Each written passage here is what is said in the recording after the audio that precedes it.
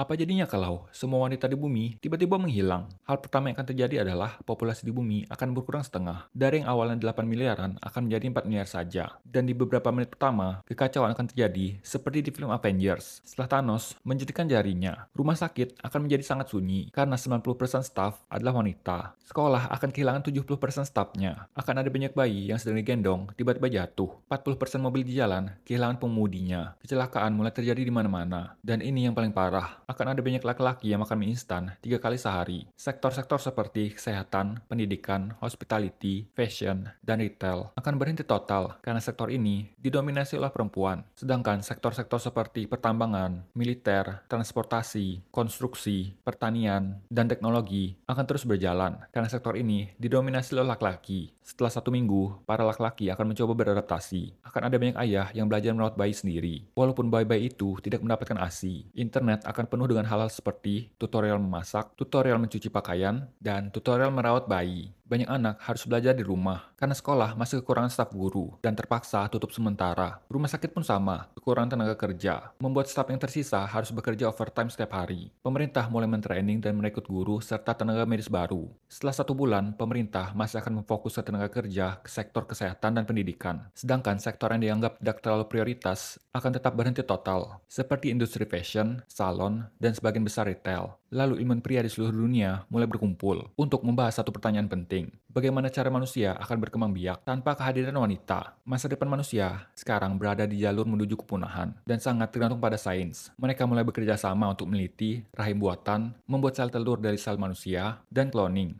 Setelah 1 tahun, dunia mulai stabil. Sektor-sektor yang dulunya didominasi wanita, sekarang sudah sepenuhnya diisi oleh laki-laki. Tapi masalah terbesarnya masih tetap sama, yaitu masa depan reproduksi manusia. Jika teknologi rahim buatan membuat sel telur dari sel manusia dan cloning gagal, dalam waktu 80-100 tahun saja, kemungkinan besar manusia akan punah. Tapi jika teknologi ini berhasil dan bisa menghasilkan bayi perempuan, maka umat manusia terselamatkan dari kepunahan. Namun perlu 200-300 tahun untuk memulihkan populasi perempuan seperti sedia kala. Di sisi lain, jika teknologi ini berhasil, tapi hanya bisa menghasilkan bayi laki-laki, maka tidak akan pernah ada rahim alami lagi. Artinya manusia sepenuhnya tergantung pada mesin dan laboratorium. Tanpa perempuan, variasi genetik bisa menurun, dan resiko penyakit genetik akan meningkat. Dalam jangka panjang, spesies manusia bisa menjadi rapuh secara biologis, dan populasi akan sangat terbatas.